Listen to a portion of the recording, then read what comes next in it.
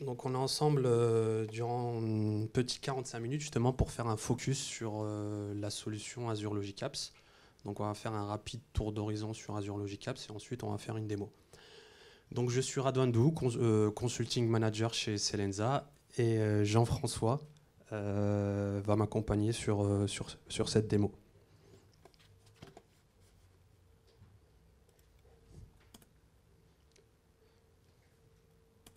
Quand ça voudra marcher. Voilà, on va y arriver. Donc, comme le disait Michel lors de la précédente présentation, donc Azure Logic Apps, c'est la solution d'Integration Platform as a Service de Microsoft. Donc, c'est une solution d'intégration sur laquelle vous allez vous concentrer sur les flux et les orchestrations et les processus métiers que vous allez développer. Et donc, vous ne vous concentrerez plus sur tout ce qui est problématique serveur, d'exploitation, etc. Donc, grâce à Azure Logic Apps, donc, vous allez pouvoir implémenter vos workflows et vos processus métiers via la composition et l'orchestration d'API prêtes à l'emploi. Donc, c'est beaucoup plus rapide à développer comparé à d'autres solutions d'intégration on-premise que beaucoup d'entre vous ont connues. Et donc, pour des scénarios d'intégration orientés cloud, orientés digital, mais aussi des scénarios d'intégration hybride. On va le voir après.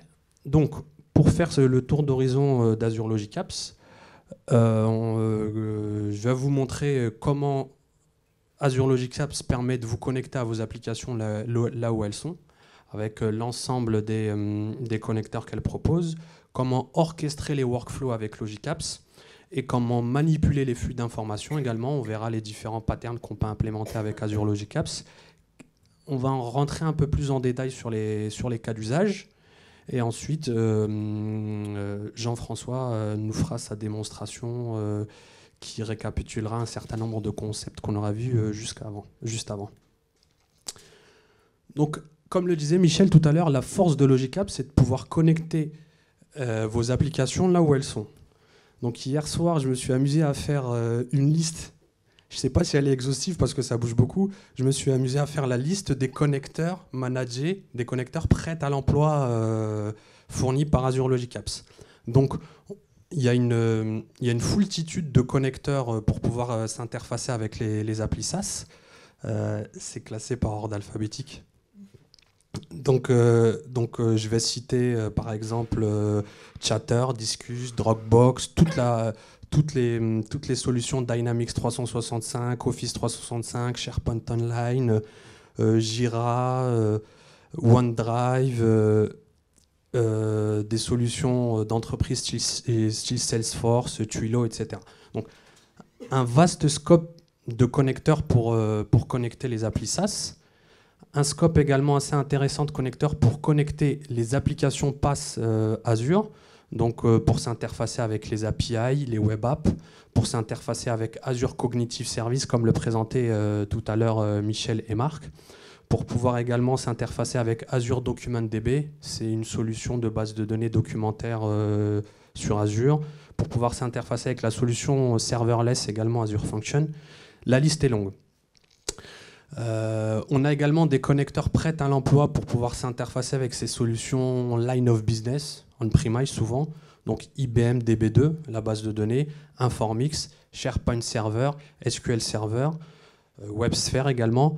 Donc l'adapteur Logic Apps pour s'interfacer avec SAP ECC est en private preview depuis très peu, donc il va sûrement très vite arriver en General Availability.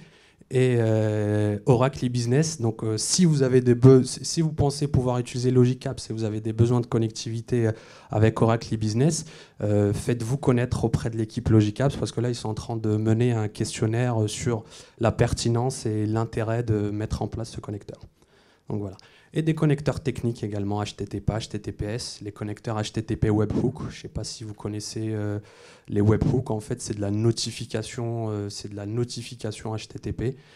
Les connecteurs FTPS, FTPS, MTP, etc. Donc voilà, une foultitude de connecteurs prêts à l'emploi pour pouvoir s'interfacer avec les différentes applications, qu'elles soient SaaS, orientées SaaS d'entreprise, style Salesforce, orientées social network, style Twitter, Facebook, Instagram, orienté web, orienté productivité avec tout ce qui est interfaçage à Office 365, SharePoint Online, on va citer également Trello, etc. Donc voilà, les connecteurs sont hébergés et managés dans la plateforme Azure, donc ils sont simples à configurer, sécurisés et scalables. Donc voilà, les connecteurs, donc Logicap c'est un orchestrateur de connecteurs. Justement, pour tout ce qui est la partie orchestration. Donc sur tout ce qui est partie orchestration, il y a trois concepts à intégrer, c'est très simple, c'est trigger, action et logique de workflow. En termes de trigger, donc une logic apps va pouvoir être déclenchée via un scheduler, donc via un scheduler de manière récurrente. Je veux que ma logic app se déclenche toutes les X secondes, minutes, jours pour pouvoir faire un traitement.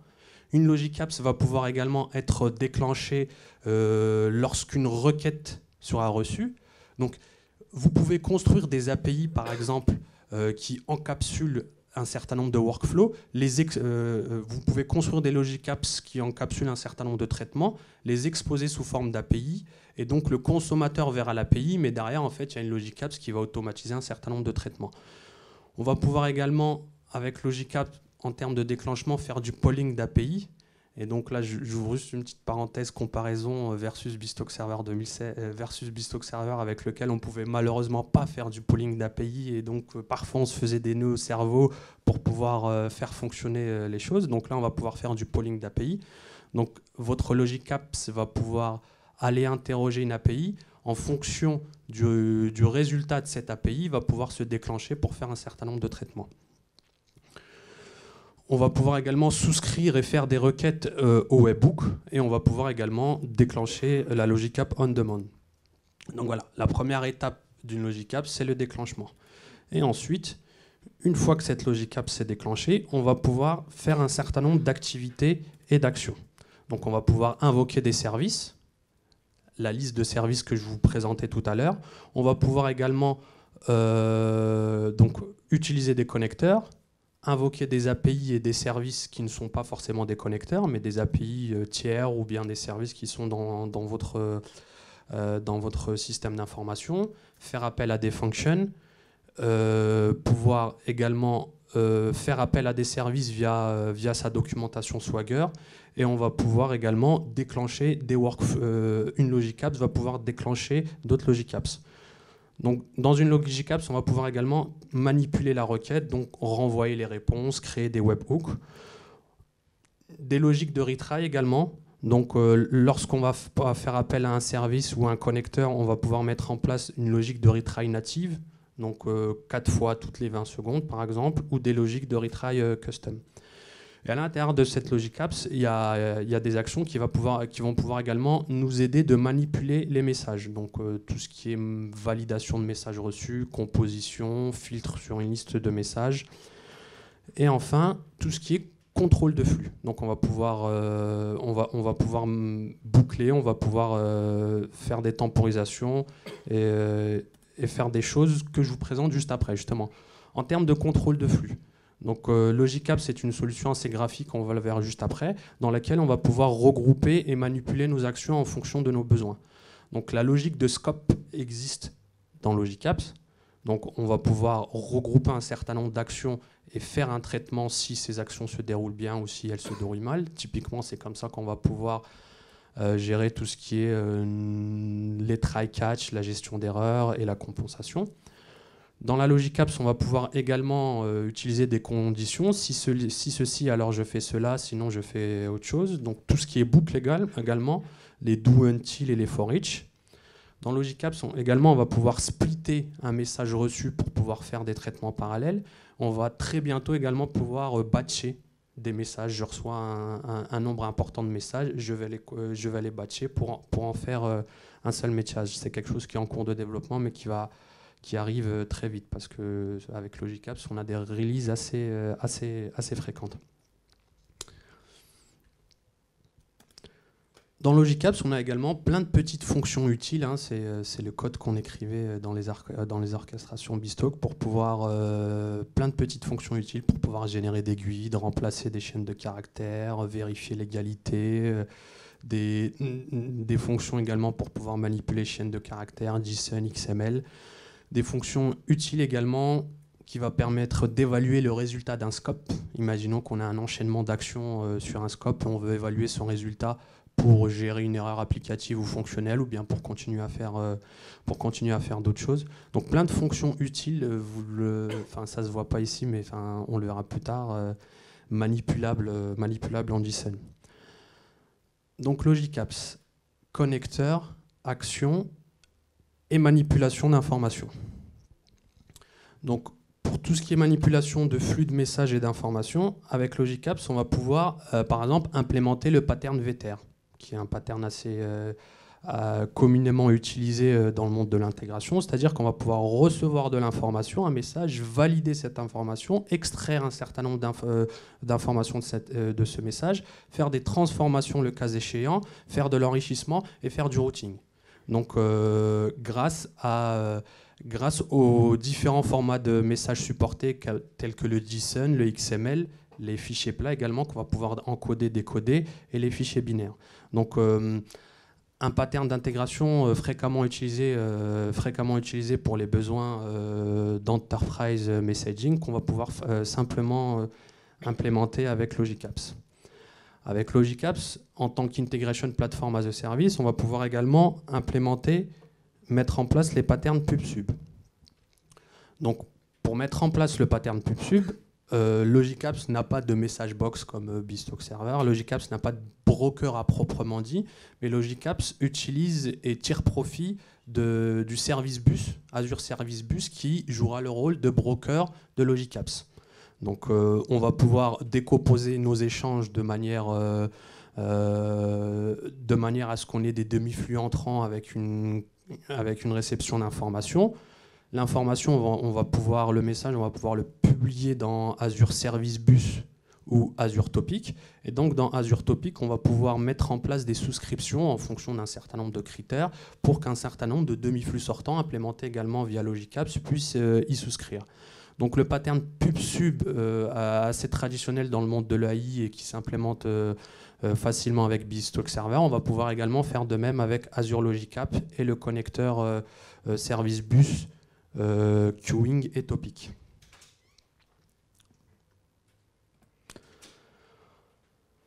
Logic Apps fournit également des fonctionnalités pour pouvoir implémenter des scénarios d'intégration B2B et EDI. Donc, avec Logic Apps, on va avoir les formats de messages AS2 pour pouvoir faire des communications sécurisées.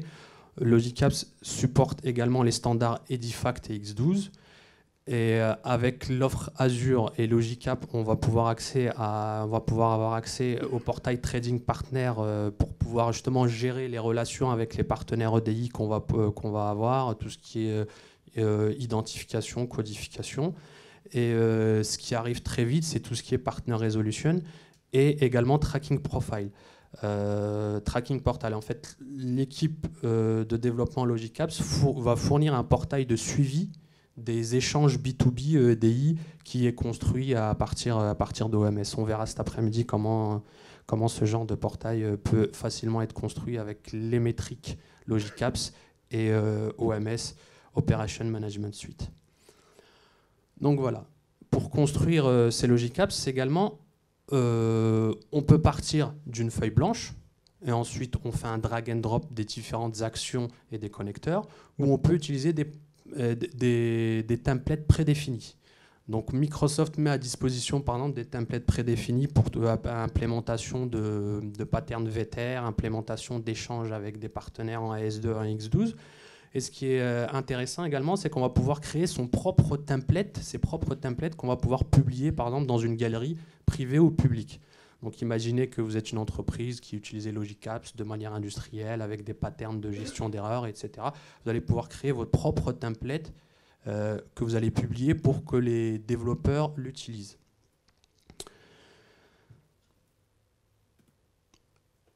Logic Apps évolue beaucoup. Donc je voulais juste mettre l'accent sur ça par rapport aux différentes fonctionnalités avec un petit étoile dans le sens où elles vont arriver. Logic Apps, c'est une solution qui évolue beaucoup. Et à titre d'exemple, ces derniers mois, on a eu une dizaine de releases. Et à chacune de ces releases, des nouvelles fonctionnalités sont poussées. Voilà, c'est une solution qui est vraiment très riche et qui évolue beaucoup et c'est vraiment quelque chose d'intéressant pour tous les cas d'usage à venir. Justement, en termes de cas d'usage, pour descendre un petit peu dans le détail par rapport au cas d'usage que Michel présentait tout à l'heure, grâce aux connecteurs, grâce aux fonctions qu'ils proposent, on va pouvoir facilement être sur répondre à des besoins d'intégration dans des cas d'usage digital marketing. Tout ce qui est social listening, par exemple, avec tous les connecteurs Twitter, Facebook, Insta, etc., que Logicapps propose. On va pouvoir être à l'écoute de ces différents canaux, récupérer l'information et pouvoir la manipuler, y ajouter de l'intelligence via Cognitive Service ou d'autres services. Donc Logicapps sera également pertinent sur tous les scénarios d'intégration dans tout ce qui est collaboratif et business productivity. Donc on a vu les connecteurs SharePoint Online, Office 365, les connecteurs Jira, Trello, Dropbox, etc. Donc sur des besoins d'automatisation à des fins de business productivity, Logica va être tout à fait pertinent. Et donc des scénarios également pure cloud integration où j'ai des applications SaaS ou PaaS que je vais avoir besoin d'interfacer. Des scénarios également B2B EDI, dans le sens où on va pouvoir rapidement travailler sur ces échanges B2B EDI avec Logicapps. Pas d'infrastructure à mettre en place, pas de problématique de sécurité entrante dans le système d'information à gérer, etc. On va très rapidement pouvoir commencer à travailler et à échanger des messages avec nos partenaires en mode EDI. Et également les scénarios hybrid integration qu'on va voir tout à l'heure dans le cadre d'un système d'information hybride et le besoin qu'il y ait une continuité, une fluidité des processus métiers transverses. Donc voilà pour le tour d'horizon de Logicapps. Donc plus que démo. Donc là, c'est copyright Michel, je ne l'ai pas inventé. Donc avec Jean-François, on va vous proposer une petite démonstration justement qui mêle un peu ces cas d'usage, social listening, intégration d'entreprise, etc. Voici un peu le cadre de la démo. Donc, on est sur une entreprise, disons Selenza, qui organise un grand événement. L'événement est grand, vu le nombre de personnes, pour lancer en fait un nouveau produit. Donc, attentif au premier feedback sur le produit. Donc, on va suivre en direct les feedbacks, on va suivre en direct les tweets concernant le produit via le hashtag Integration Summit, c'est ça ? Pour pouvoir analyser les sentiments de tweets afin de, afficher les tweets les plus bienveillants sur le mini-site. Hein. Donc on va voir, chaque tweet va arriver, ils vont être notés. Bon, les tweets bienveillants, on va les présenter. Les tweets moins veillants, un peu plus négatifs, on va quand même vouloir les collecter parce que on va pouvoir quand même les collecter et les mettre dans Salesforce pour que en fait, les équipes marketing puissent rentrer en contact avec les auteurs de ces tweets. Pas pour les menacer, hein, je vous rassure, mais juste histoire de voir si c'est un problème du produit ou est-ce que c'est simplement un troll. Et dans tous les cas, on va vouloir sauvegarder, quoi qu'il arrive, tous les tweets qui arrivent dans la base de données pour des analyses futures. Donc voilà, pour faire ça, grosso modo, voici la solution qu'on va mettre en place. Je te laisse la présenter, Jean-François. Donc alors, premièrement, comme l'a dit Redouane, on va aller chercher dans Twitter donc, tous les tweets concernant le hashtag Integration Summit. Ensuite, on prend ce hashtag-là et on l'envoie à Cognitive Service. Donc Cognitive Service expose une API texte qui va permettre d'analyser les phrases et nous donner un sentiment, une note sur la phrase. Est-ce que la personne est contente, mécontente, etc. Donc une fois qu'on a cette note-là, ce qu'on va faire, on va créer donc un topic avec plusieurs souscriptions, content, pas content, etc. Et donc on va envoyer dans cette souscription-là nos tweets. À partir de là, on va faire du publish subscribe et à partir de là, on va avoir plusieurs Logicapps abonnés à ces notes-là. Et donc après, on va envoyer donc, sur une web app pour afficher, comme le disait Redouane, les tweets qui sont plutôt positifs. Dans une Azure Table, tous les tweets qu'on a reçus pour pouvoir les analyser après coup et initialiser aussi notre page de chargement sur la web app. Et les tweets les moins positifs ou les plus négatifs, selon les cas, seront envoyés dans Salesforce via le connecteur Salesforce. Voilà. Donc là, on va passer à la démo.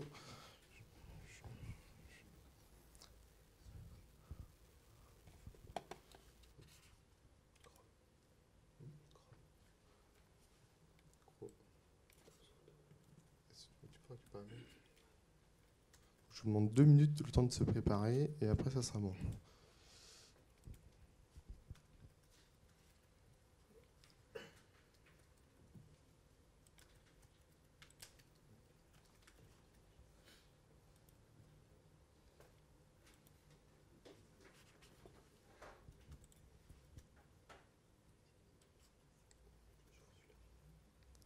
Non, juste se connecter sur la souscription.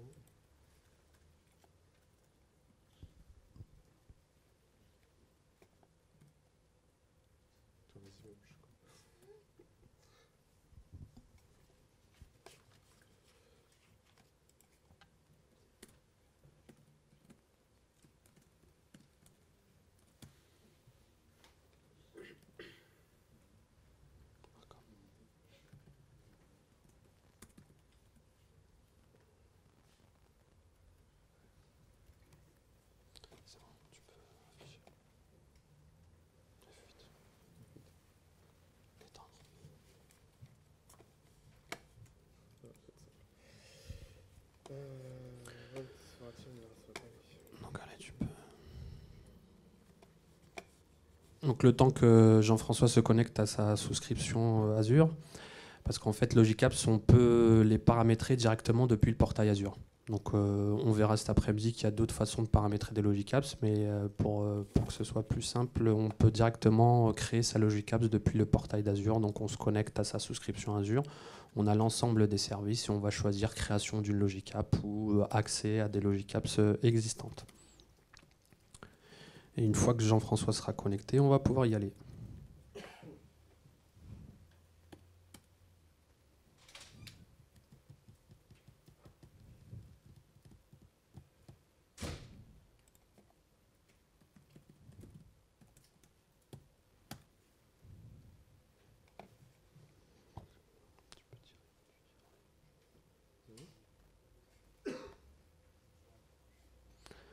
Voilà, il n'y a plus qu'à étendre.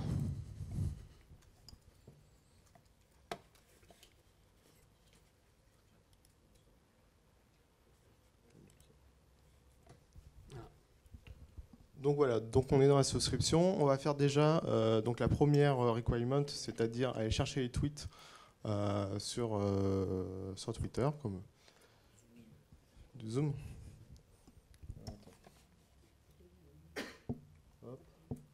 Voilà. Donc on va commencer par créer une Logicap et voir un peu ce que ça contient pour nous faire une première idée. Hop. Donc là, dans un ressource groupe que j'ai créé à l'occasion, je vais ajouter ma Logicap. Donc, hop, moteur de recherche marche assez bien.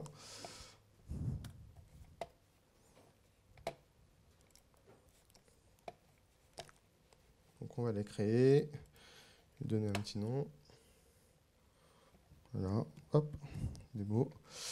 Donc sur ma souscription, on va créer ça en Europe et sur ressources existantes.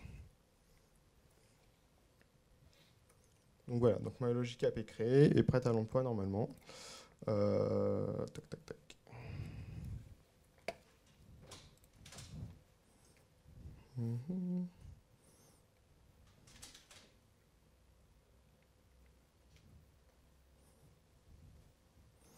Alors, où est-ce qu'elle se cache? Ah. Voilà, donc elle est créée. Donc elle est créée donc vide, sans template. Et normalement, il devrait me demander de choisir un template. Voilà. Donc comme le disait Redouane, on a plusieurs types de templates ici disponibles. Lecture dans une queue, c'est un topic. Copier des éléments de Dynamics CRM vers d'autres sources de données que je ne connais pas, etc. Nous, pour commencer, on va prendre un template blanc. Voilà, donc un template blanc. Donc la première chose qu'on va faire, c'est ajouter notre trigger. Car toute Logic App commence par un trigger. Donc là, on en a plusieurs. Donc, on vous disait tout à l'heure qu'il y avait plein de connecteurs déjà prêts et disponibles à l'emploi. Donc, là, on voit ici une partie. Donc, on a vraiment un certain nombre. Et celui qui va nous intéresser aujourd'hui, ou en tout cas ce matin, c'est le connecteur Twitter. Donc, voilà. Donc, là, j'ai choisi mon connecteur. Donc, aujourd'hui, j'ai déjà créé notre connecteur Twitter. Il est déjà créé donc, avec mes identifiants. Donc, il va pouvoir aller sur Twitter et rechercher tous les hashtags dont j'ai besoin. Donc, si je regarde changer connexion, donc là, on voit que j'en ai deux. Donc, je vais prendre celui qui est déjà déclaré. Et là, on va pouvoir ajouter notre mot-clé. Donc, on avait dit qu'on faisait Integration Summit. Hop. Donc, une grande partie des connecteurs quand même, qui sont déjà disponibles prêts à l'emploi sont des connecteurs schedulés. Dans lequel on va pouvoir donner notre fréquence de déclenchement. Donc là, au grosso modo, c'est jour, heure, minute, seconde. Donc on va se mettre en seconde pour avoir quelque chose de plus réactif. Alors il faut savoir que là, sur cet exemple-là, le connecteur nous affiche qu'une partie des actions disponibles. Il ne va pas tout nous afficher. Typiquement, l'équipe Logic App a inclus très récemment la notion de singleton. Aujourd'hui, ce n'est pas affiché sous ma shape. Cependant, si je passe en code view, donc code view, on va voir la représentation JSON de ce qu'on voyait à l'écran. Et donc, si on souhaitait ajouter dans ce connecteur l'opération de singleton, on ajouterait notre paramètre dans notre JSON. Aujourd'hui, il faut savoir qu'on n'a pas tout d'affiché dans l'interface, mais un certain nombre d'autres opérations sont disponibles. Voilà, donc on va repasser en mode design. Donc là déjà, je peux déjà exécuter mon application. Donc là, j'ai donc je sauvegarde. Et là, j'ai un petit bouton Run qui me permet de l'exécuter. Donc là, il y a peu de chances qu'on ait quoi que ce soit pour l'instant. On verra par la suite. Donc, si je regarde, donc ma Logic App a bien été déclenchée. On la voit qu'elle est en script parce qu'elle n'a trouvé aucun mot-clé correspondant à Integration Summit depuis les 10 secondes que j'ai lancé. Donc, à vos tweets. À vos tweets. Donc une chose intéressante, donc là j'étais dans les triggers, donc j'ai mes triggers qui se déclenchent et je peux voir la requête qui a été envoyée, ou en tout cas les informations qui ont été utilisées pour se connecter sur Twitter. Donc là pour l'instant c'est assez succinct, puisque c'est juste le trigger. Ensuite, une fois que j'aurai des tweets qui vont arriver dans la Logic App, avec un peu de chance, on n'a toujours pas. Bon, on va continuer en espérant en avoir un peu plus tard. Donc maintenant qu'on a récupéré nos tweets, on va aller voir côté Cognitive Service comment on peut aller s'interfacer avec eux. Alors Cognitive Service n'expose pas d'API directement, on va devoir passer par du HTTP. Donc en HTTP, on va prendre un post. Chose intéressante qu'on a pu voir sur le côté ici, c'est toutes les propriétés qui sont renvoyées par Twitter. Donc c'est dynamique. En fonction des connecteurs, on nous renvoie le contenu des variables utilisables directement dans la Logic App. Donc je vais aller chercher l'URL sur mon anti-sèche. Donc Cognitive Service.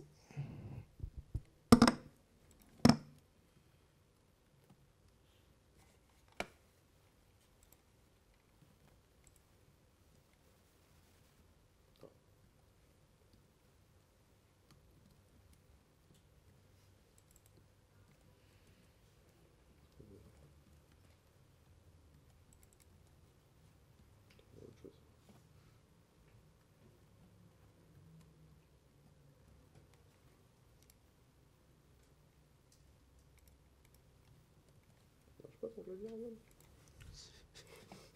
Tu veux que je te le fasse? Je sais pas, CTRL-C, CTRL-V, ça marche pas. Autre chose.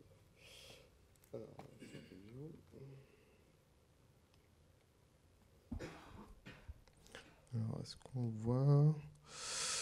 Oui, donc là, ce qu'on va pouvoir voir, bon, a priori, il était saisi, mon URI.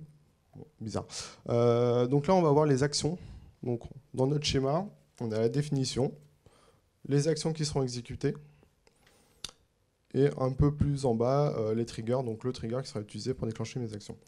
Pour ceux qui font de l'ARM, je ne sais pas si quelqu'un d'entre vous a déjà fait de l'ARM pour déployer ses infrastructures et les services côté Azure. Je pense qu'il y a 2-3 personnes par là-bas qui en ont fait. On a un langage assez similaire qui, à un moment, était beaucoup plus semblable que ça. On a un petit mot-clé run after, donc ça va permettre d'enchaîner nos actions. C'est ce qui a ordonné l'exécution de nos actions dans la logic app. Alors, on va repasser en mode designer en espérant. Voilà, bon, il l'a prise. Pas s'offusquer pour ça. Donc, après, j'ai besoin d'un objet JSON qui va me permettre de me connecter et de m'authentifier côté de mon API Cognitive Service. Donc là, j'ai pris j'accepte et j'envoie du JSON et j'envoie un token pour m'authentifier de leur côté. Maintenant, je vais prendre mon tweet. Donc, c'est tweet text qui se trimballe ici. Voilà. OK. C'est les tweets reçus, c'est ça? Ça, c'est le tweet qui sera envoyé à l'application, qui va être noté et qui va m'être envoyé par la suite dans la réponse. Donc, maintenant que j'ai fait ça, en théorie, je devrais recevoir une note. Donc, la note, va falloir l'évaluer. Donc, on va ajouter une condition. Donc, voilà. Donc, on a notre condition. En théorie, pour l'instant, on va dire qu'on va recevoir un body. On ne sait pas trop ce qu'il y a dedans. Et on va l'évaluer. Donc, un très bon tweet, un très bon sentiment, c'est noté de 0 à 1. Et au-dessus de 0,95, c'est que la personne est vraiment très contente. Donc voilà. Hop. Sauvegarde. Normalement, tout se passe bien. Pour l'instant, c'est pas trop compliqué. On va voir si on a reçu des tweets. Donc, a priori, donc là, on a deux parties. On a le trigger history. Est-ce que notre logic app s'est bien déclenché? Et ensuite, on a le summary. Donc, dans le summary, est-ce qu'elle s'est bien exécutée complètement? C'est-à-dire, est-ce que les steps sont bons? Est-ce qu'on a une erreur ou non dessus? Donc là, on va passer dans un mode... malheureusement, on a peu le temps encore d'exécuter le step d'après. Donc là, on a une visualisation graphique de ce qui s'est passé dans la logic app. Donc, le petit icône verte, ça s'est bien passé. Après, on peut avoir du rouge. Et toutes les étapes qui sont skippées, donc qui sont sautées, ne seront pas représentées sur ce graphique-là. Si je clique dessus, j'ai toujours un certain nombre d'informations, la requête et la réponse, avec le contenu. Maintenant, je peux vouloir avoir plus de détails. Et donc, dans le Run Details, je vais avoir toutes les étapes qui ont été exécutées. Donc là, c'est toujours pareil, c'est pas très probant parce que j'en ai qu'une. Mais ça va me permettre aussi d'aller voir le contenu de ce qui est récupéré par mon API. Donc tout à l'heure, en mode graphique, on avait des petites icônes avec le nom des textes. Et là, j'ai la représentation JSON de ma requête.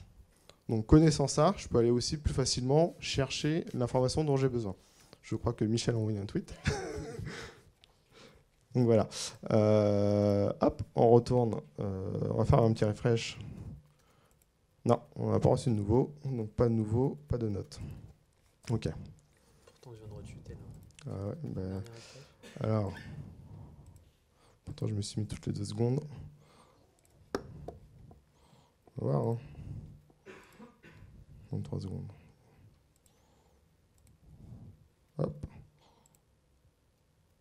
Ah, oui, une erreur. Donc, une erreur.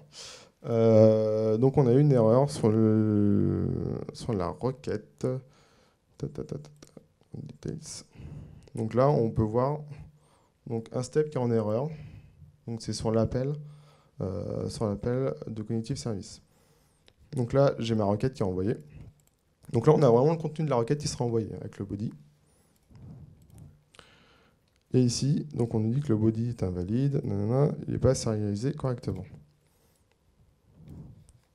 Donc là, comme celle-là, je n'avais pas noté, je vais aller voir sur une Logicap qui sera notre cible, voir comment elle a été faite. On va aller voir comment quelle était la syntaxe complète. Donc là, voilà. Donc là, c'est une Logicap que j'avais préparée un peu avant la démonstration, qui est complète. Donc on va retrouver les mêmes éléments, récupération du tweet, requête HTTP sur Cognitive Service. Et donc effectivement, j'avais une petite structure JSON à respecter pour l'envoi de mon tweet. Donc voilà. Et ensuite, j'ai toutes mes conditions.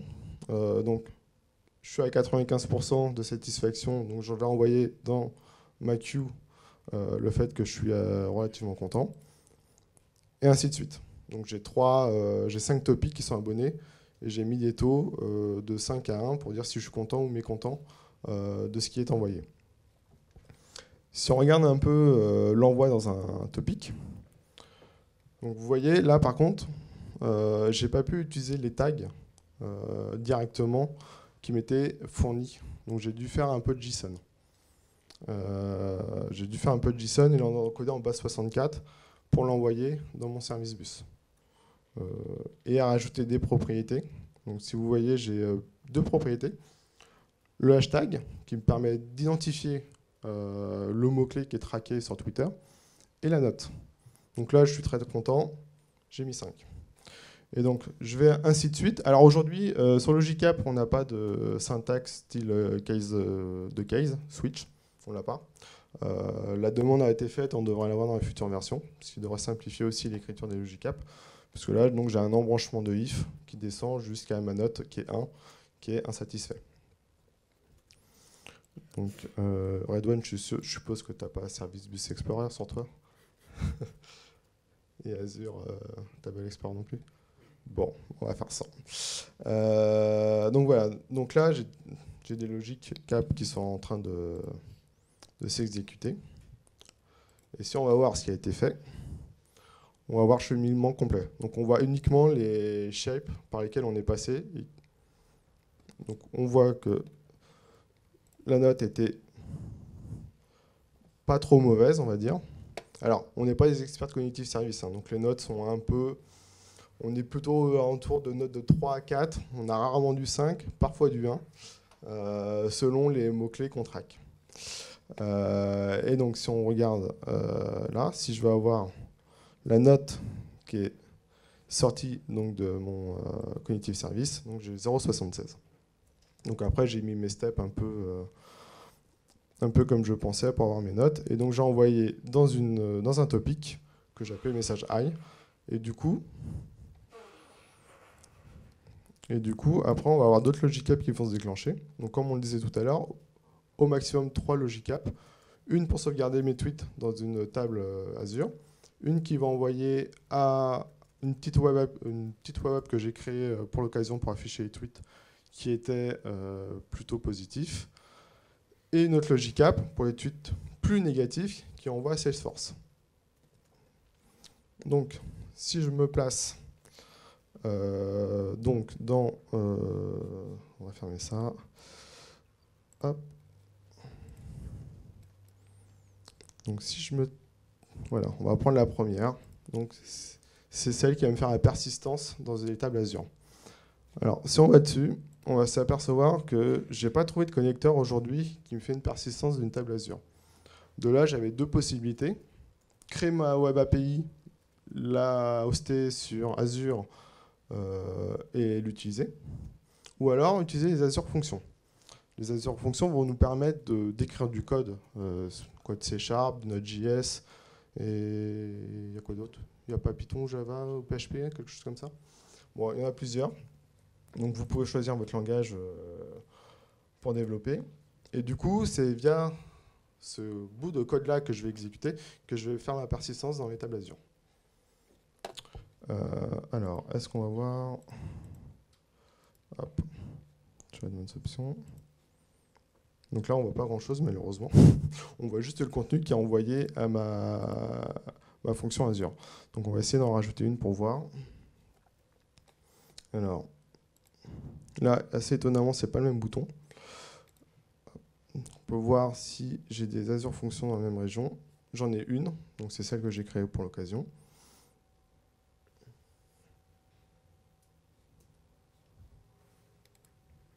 Voilà. Et donc là, j'ai la possibilité de créer une nouvelle fonction ou d'utiliser celle qui existe déjà. Donc on va aller voir déjà celle que j'ai créée pour l'occasion. Alors, on retourne dans la ressource groupe. Tac, tac, tac, tac. C'est lequel, Azure Service Bus, App Service. C'est celle-là. Hop. Donc je ne sais pas si vous connaissez ou pas les Azure Fonctions. Donc très simplement, ça va être un peu le même principe que le GCAP. On va nous demander, on a plusieurs templates que l'on peut sélectionner pour la créer. Du timer, du data processing, du webhook. Un langage, donc là, bon, effectivement, C# ou JavaScript. Ok, donc on va aller voir dans celle qui a été créée.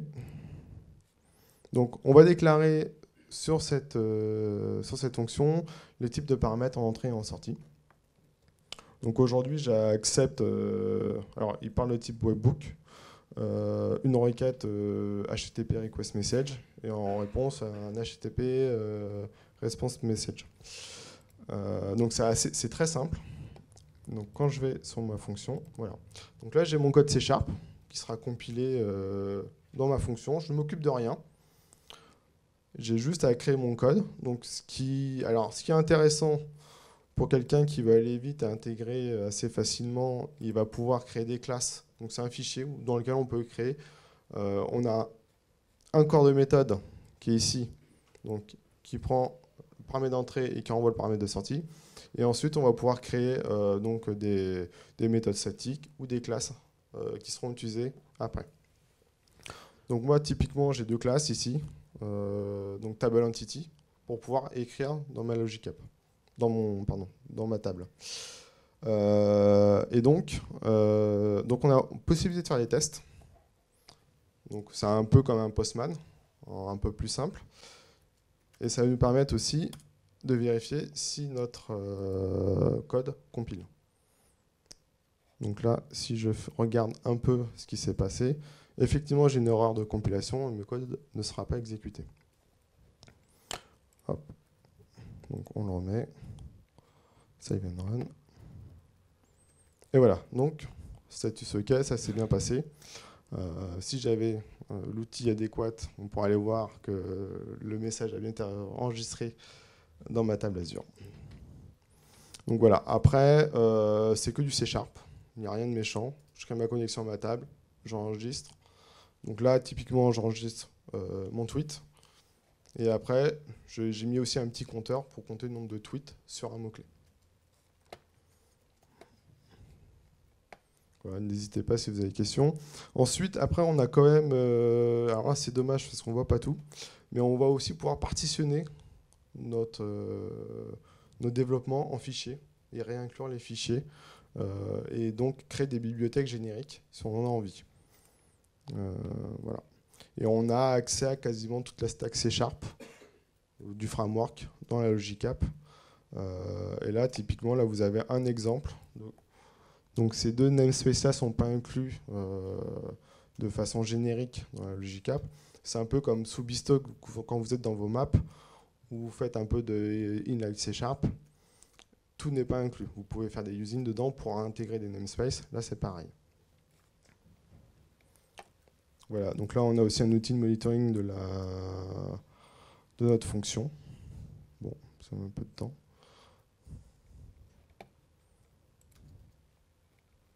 Donc normalement, on a les stats, donc les erreurs, les succès, les récents, etc. Mais ce n'est pas ce qui va nous intéresser. Donc voilà, donc là, on a sauvegardé nos tweets dans la table avec une note. Donc à partir de là, il me reste deux logic app à créer, ou du moins à vous montrer, puisqu'aujourd'hui, on ne va pas toutes les créer. Celle qui va peut-être nous intéresser le plus, c'est l'envoi des tweets à Salesforce. Ça nous permettra de découvrir le connecteur Salesforce. Alors. Ah. Bon, là on va faire autrement. Un petit souci avec Chrome. Fallait utiliser Edge. Bah ouais, mais c'est pas sûr. Ouais. Donc, alors, l'un des choses qui est très bien avec le portail, c'est qu'effectivement, on peut développer notre Logic App, l'exécuter et tout de suite voir son statut. Échec, succès. Ce qu'on ne pourra pas forcément faire tout de suite avec Visual Studio en l'état. Il faudra repasser par le portail pour voir, pour l'exécuter et voir son statut. Autre chose qui est bien aussi, c'est qu'on voit donc toutes nos instances qui sont en échec et en succès. Et du coup, on peut les rejouer très simplement via le bouton Resubmit qu'on a vu tout à l'heure. Par contre, il faut avoir une bonne connexion Internet. C'est mieux. Donc ça va être difficile de développer des Logic Apps dans le train. Ça peut se faire. Ça c'est fait. Ça c'est fait. Alors, donc si on regarde la Logic App qui va envoyer sur Salesforce, qui elle était très simple, hein, elle s'abonne à notre topic et ensuite elle envoie vers Salesforce. Donc elle se charge. Donc elle est très simple. Donc elle souscrit un topic en pick lock. Donc elle lock le message et une fois que la Logic App s'est bien exécutée, elle le libère. Donc tout ça c'est encapsulé dans un scope. Comme on le disait tout à l'heure, le scope permet de gérer plus facilement tout ce qui est try catch. Donc mon scope a un statut succès ou un statut fail. Grosso modo, le statut fail, ça va être une erreur 500, par exemple. Donc là, on a notre connecteur, donc connecteur Salesforce. Alors c'est toujours la même histoire pour les connecteurs, hein. C'est soit il est déjà créé et je le réutilise, soit je peux en recréer un nouveau. Alors en fonction des droits, on peut parfois être amené à en créer plusieurs. Typiquement sur les topics, je peux très bien créer un connecteur en lecture et un connecteur en écriture. J'ai le droit de le faire. Donc là, on va réutiliser un Salesforce parce qu'il est quand même assez intéressant de voir le nombre, les opérations qui sont possibles via Salesforce. Donc pour ceux qui sont familiarisés avec les API Salesforce, vous avez plusieurs types d'opérations. Possibilité de créer des objets, les modifier, les requêter. Et ensuite, on a des déclencheurs. Donc c'est les API S-Object dans Salesforce qui sont utilisés là. Et donc une fois que j'ai créé un type d'objet, que j'ai choisi la création d'un objet, le connecteur m'envoie une erreur que je n'ai pas choisie. Donc on va essayer de reprendre celle-là. Bon. Donc ben voilà, c'est de la démo. Donc ça ne fonctionne pas.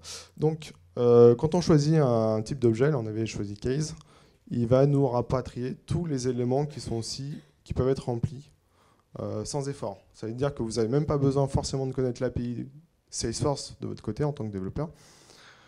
Vous n'avez pas de travail d'engineering pour aller voir sur les API Salesforce comment elles fonctionnent. Vous avez tous les champs à disposition. Donc, que ce soit un développeur ou voir quelqu'un d'un peu plus métier, peut directement vous renseigner sur la façon de les remplir. Donc là, bon. Donc on a plusieurs fonctions on le disait tout à l'heure, dans Logic App. Là, j'ai utilisé un concat, une chose qu'on fait assez souvent, que ce soit côté XSLT ou côté orchestration dans les chefs expression. Donc là, je vais envoyer le nom de la personne qui est déçue et le tweet en question. Donc pour la démo. Alors pour la démo, on a triché un peu. Parce que déjà, on n'a pas forcément beaucoup de tweets. On n'a pas assez de tweets. Et ensuite, avoir des tweets avec 1, c'est compliqué. Comme des tweets avec 5. Hein, parce que l'API, comme on la connaît pas très bien. Donc moi, j'ai fait des petits tests. J'ai pris un cas assez récent, j'ai pris Donald Trump. Et là, vous avez tout. Du 1, du 5, ça marche très bien. Le seul souci, c'est que vous avez beaucoup de tweets. Donc, ce qui est intéressant de voir, c'est que Logic App répond assez bien parce qu'elle ne s'écroule pas. Elle continue à travailler, à les traiter. Et donc vous avez du 1, du 5, et donc on va pouvoir voir sur Salesforce. Est-ce qu'on a accès à Salesforce? Donc là, pour le coup, on a mis une note de 3, parce qu'on se disait qu'on ne pouvait pas être déçu par Integration Summit. Ou par Trump.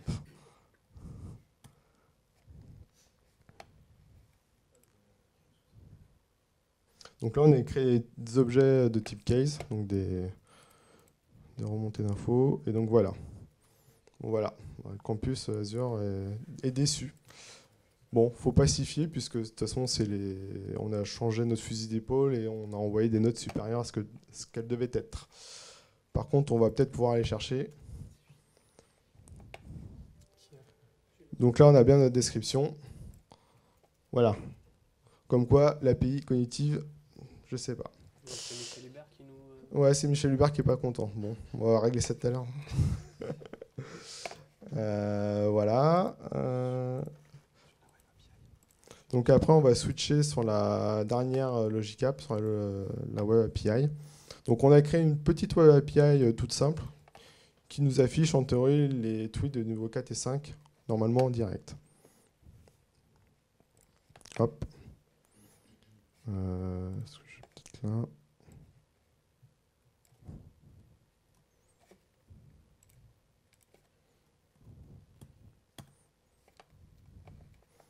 Donc voilà. Donc là, on a les tweets qui sont affichés. Donc ça, c'est les tweets issus de la table Azure. On a fait un filtre sur les 4 et 5. Et en théorie, maintenant, si on commence à rajouter les tweets, on devrait les voir apparaître en live. Donc, messieurs, à vos téléphones, si vous voulez voir apparaître. Et soyez surtout contents. Donc voilà. Donc là, on arrive à la fin de la démonstration. Maintenant, oui.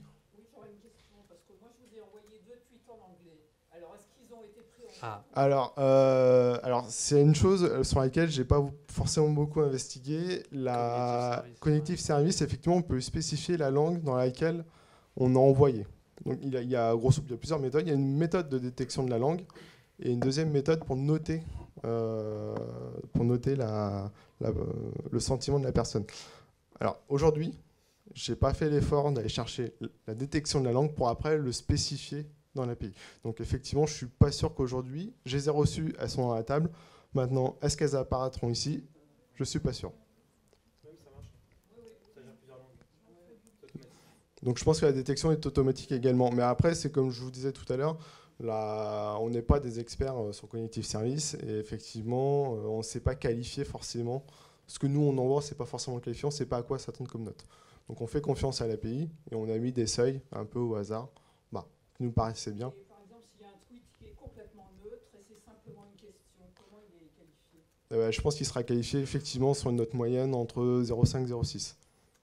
Voilà. Si c'est vraiment neutre, on n'a pas effectivement, on passe à travers. Il faut vraiment dire j'adore ou je déteste pour que ça apparaisse vraiment de façon significative. Ou alors avec une ponctuation spéciale.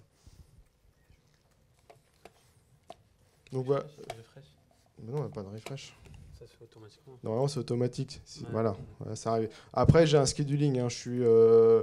On est toujours sur des connecteurs récurrents de l'autre côté, donc du scheduling.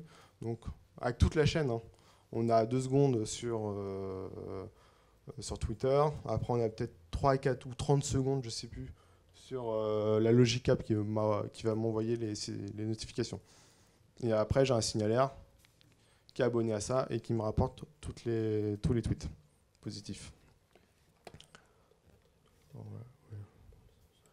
Donc voilà, donc maintenant on a créé on s'est chiné à faire 3 Logic App, 4 Logic App pour traquer un tweet.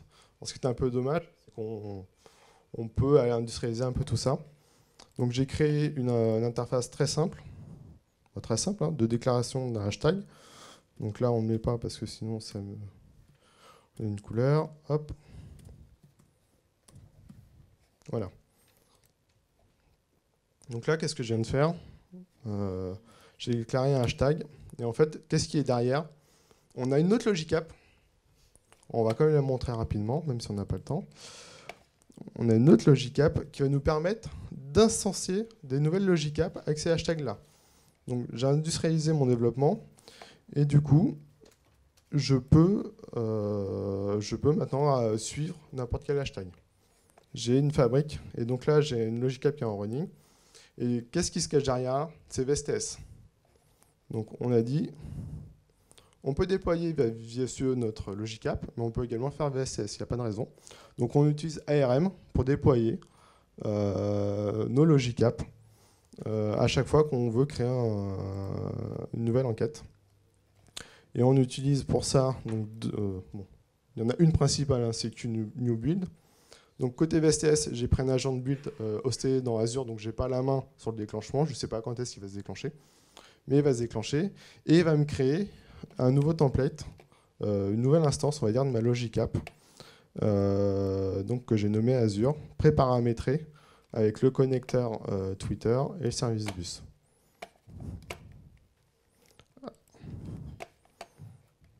Donc là, on va voir s'il s'est déclenché. Il s'est déclenché. Et ma Logic App est là, construite et prête à l'emploi. Avec le hashtag que tu as déclaré. Avec le hashtag que j'ai déclaré, qui est passé en paramètres, si on va voir ici. Il est quelque part. Il est vers le bas normalement. Je dois avoir un truc qui s'appelle Azure. Azure, string Azure, il est ici. Et voilà. Et donc du coup, maintenant, je suis capable de suivre en direct autant de hashtags que l'on veut. Voilà.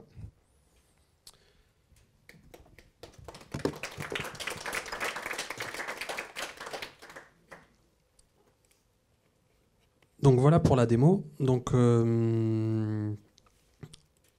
les prochaines étapes. Donc là, on vous avait fait une démonstration pure iPaaS, donc avec de l'écoute sur Twitter, avec de la publication sur un topic et de l'envoi à un site web et à Salesforce.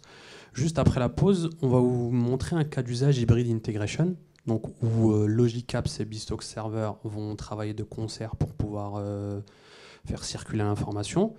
Et juste après la pause déjeuner également, on parlera des bonnes pratiques et de l'industrialisation autour de Logic Apps. Donc ça fait un moment qu'on joue avec Logic Apps et on a des premiers feedbacks à faire part en termes de bonnes pratiques d'organisation et structuration. Est-ce que vous avez des questions avant de faire la pause?